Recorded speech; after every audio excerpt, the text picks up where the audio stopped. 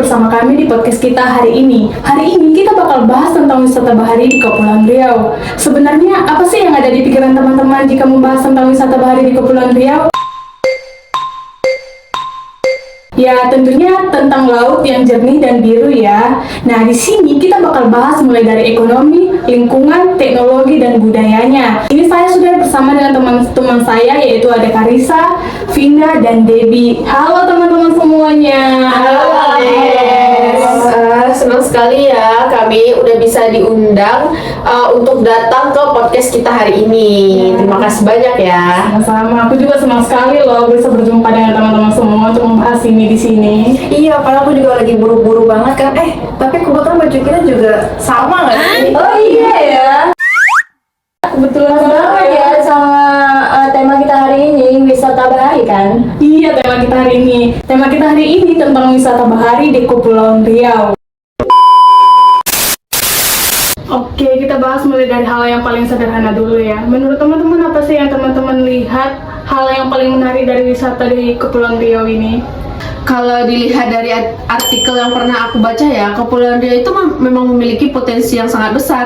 Daerahnya juga memiliki banyak pulau, laut yang luas, dan pemandangannya juga sangat indah. Hal itu juga bisa menarik wisatawan untuk berdatangan ke Kepulauan Riau. Contohnya kayak Tanjung Pinang. Tanjung Pinang kan ada Pulau Bintan, Lagoy, dan lainnya. Iya, tapi kalau menurut aku ya, bukan cuma alamnya aja yang jadi daya tarik. Kalau cuma melihat dari pemandangannya aja tuh mungkin masih banyak daerah lain yang punya hal yang sama. Buat jadi berbeda itu adalah kehidupan masyarakat sama budaya yang ada di sana. Nah benar, jadi wisatawan bukan cuma datang untuk melihat laut, tapi juga bisa mendapatkan pengalaman baru dari lingkungan maupun masyarakat sekitar. Nah, yang jadi pertanyaannya bagaimana sih hubungan ekonomi ini dengan kehidupan masyarakat di Kepulauan Riau itu sendiri? Kalau menurut aku ya, wisata bahari bisa memberikan peluang ekonomi yang cukup besar untuk masyarakat yang ada di Kepulauan Riau. Nah, misalnya itu masyarakat bisa membuka warung makan, menyewakan penginapan, menyewakan alat wisata, sampai mereka juga menjual hasil laut, contohnya kayak gonggong, kerang gitu. Nah, itu adalah salah satu usaha yang berhubungan dengan wisata gitu. Iya, jadi kan masyarakat sekitar tuh punya kesempatan nih buat penghasilan tambahan. Tapi kalau kita lihat dari dalamnya ya, perkembangan wisata ini tuh juga harus benar-benar dipastiin biar masyarakat sekitarnya tuh dapat manfaatnya gitu. Nah benar, karena kadang ada tempat wisata yang berkembang, tapi masyarakat di sekitar tidak ikut dampak positifnya. Jadi wisata yang baik itu bukan soal rame aja, tapi juga bisa membantu masyarakat di sekitarnya juga.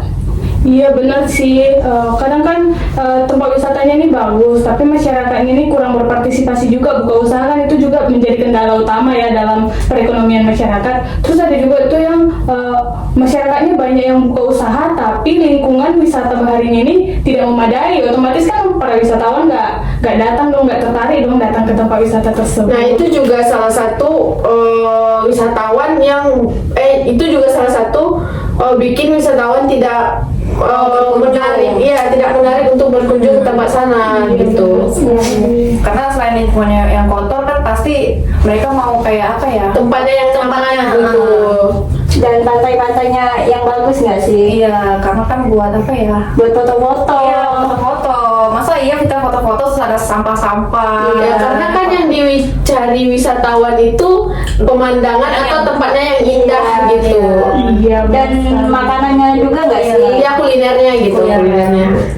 Tentu kok kalau kuliner sih Kepulauan Riau lumayan kaya ya dengan kuliner. Iya, apalagi seafoodnya, otak-otaknya enak banget. Ketam, Iya. terus apa lagi, nasi lemak, roti kirai. Banyak. Bener sih, yang berkaitan itu semua olahan-olahan dari laut juga ya, dari sumbernya gitu. Itu juga salah satu ciri khas masyarakat Kepulauan Riau nggak sih?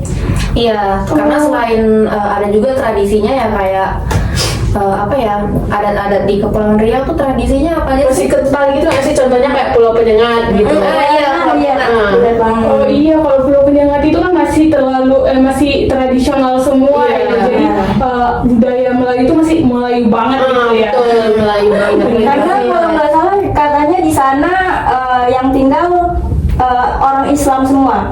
Oh iya ya, Islam semua. Terus kalau nggak salah di sana ada ini nggak sih? Apa sih namanya? Yang kayak masjid yang Iya. masjid apa namanya? Masjid apa ya? Aku lupa lagi. Lupa lagi. Masjid Raya Penyengat aja sih, setahu aku ya, nggak tahu. Masjid apa? Di Penyengat aja lah pokoknya, nggak tahu namanya masjid apa. Udah lupa. Iya bisa jadi sih. Tapi kalau nggak salah ada juga tuh di sana makam-makam pahlawan ya. Iya. Kayak Raja Ali Haji itu. Oh iya ya. Ngomong tadi kita kan udah nyampe nih sampai ke wisata yang ada di Penyengat nih. Pasti ada lah ya hal-hal yang harus dijaga atau menjadi hal-hal yang menjadi pedoman buat kita gitu sebelum datang ke sana.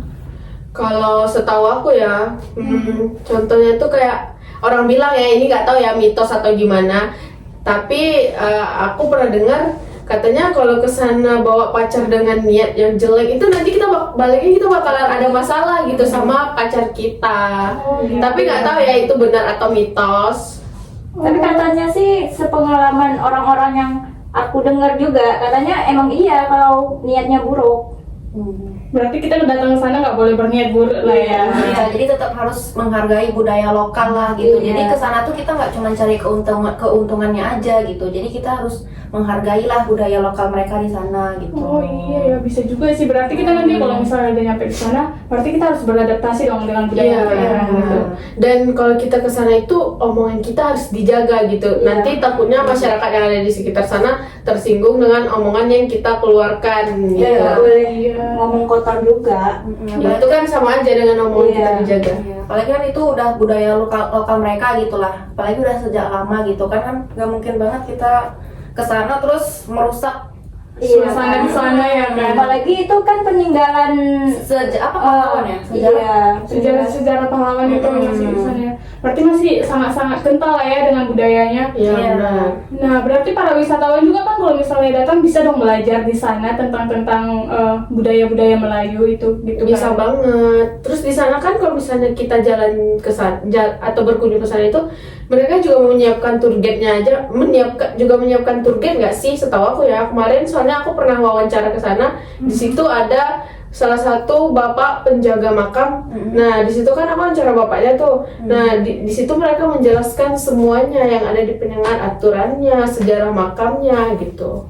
Oh gitu ya. Berarti selain mendapat view yang bagus, berarti kita dapat wawasan yang bagus juga. Kita juga bisa menambah pengalaman, wawasan gitu. Iya benar sih. Misalnya nih Pulau Penyengat, kita pasti kalau misalnya Pulau Penyengat ini berada pasti di Kepulauan Riau. Nah kadang kan kayak orang yang jauh dari Kepulauan Riau itu kan kadang sulit mengetahui di mana titik lokasinya. Iya benar. Nah itu gimana tuh? Itu kita bisa searching di internet nggak sih? Iya, atau di Google Soalnya kan Maps, ya. sekarang udah serba teknologi ya, apa-apa dicari, Iya, di tinggal internet. ketik aja udah langsung Kayak keluar. di IG, di Iya, TikTok, betul. atau kayak YouTube mungkin. Iya sih bener sih itu ya kan. Iya. Karena sekarang apa-apa udah Tinggal searching, semuanya di- Dan punya kita udah juga gampang. bakal tahu juga sih kalau di internet kan kayak apa yang nggak boleh atau Ya di situ juga mereka budayanya. menjelaskan yang apa sih namanya? pasti dijelaskan semua lah ya tentang wisata itu. Jadi kita bisa mempersiapkan diri Iya, dulu benar. ke sana. Biar nggak Kayak sembarangan biayanya gitu. kan kayak contohnya biaya mungkin atau kayak apa sih yang ada di Pulau Penyengat sebelum mereka pergi gitu. Oh iya betul sih, karena kan sekarang udah banyak. transportasinya ya. Iya. Oh iya, apalagi sekarang kan kalau ke sana harus pakai apa sih namanya Pompong. pompong? Ya pompong. Oh iya pompong. Aku dengar juga teman-teman aku kemarin mereka pergi ke sana menggunakan pompong. Kalau aku sendiri belum pernah sih datang ke sana. Maksudnya jadi iya sih? penasaran. Belum pernah, jadi penasaran gitu. Iya, harus berkunjung sih. Terus harus Karena cobain wisatanya- makanan khas yang di sana. Apa aja tuh makanan khas yang ada di Kayak sana? ada otak-otak, apa lagi ya? Apa sih namanya tuh? Yang kepiting. Iya, Apa sih ketam. Oh itu Enggak, ketam ya? itu apa sih namanya? Dijual di pinggir-pinggir jalan itu kayak apa sih namanya? Yang hitam-hitam itu nggak tahu. Pisang. Pisang sangrai ya? Pisang salai. Iya, pisang salai. Oh, pisang Nah, salai. itu dia. Baru denger. Iya, Emang bisa sama diapain? Disalai. Salah itu Kayak diasapin. Iya. pisang diasapin. Ah. Iya, kayak ikan, iya. kayak ikan. Oh iya. Kayak misalnya Terus ikan. rasanya? Enak. Manis, ada asin, manis, manis ya, Oh, manis. manis. Bukan rasa iya ikan ya. dong. Aku kira ditaruh bumbu ikannya gitu Iya, kan. karena kan lebih ke laut mungkin berarti ikan gitu kan. Iya. Atau Nah, teman-teman, dari pembahasan kita kali ini ternyata wisata bahari Kepulauan Riau itu bukan hanya tentang laut, tetapi juga tentang ekonomi, lingkungan, budaya, dan teknologi. Untuk teman-teman atau sebagai kita generasi muda di zaman sekarang, kita memiliki peran penting untuk melestarikan hal-hal ini dan untuk mengembangkan wisata bahari di Kepulauan Riau. Nah, saya juga mengucapkan terima kasih kepada teman-teman, yaitu kepada Vina, Karisa, dan juga Debbie yang ikut serta dan dalam berdiskusi dengan podcast kita hari ini. Dan jangan lupa juga saya berterima kasih kepada teman-teman yang bersedia menonton dan mendengarkan video podcast kita kali ini. Sampai jumpa di podcast kita berikutnya.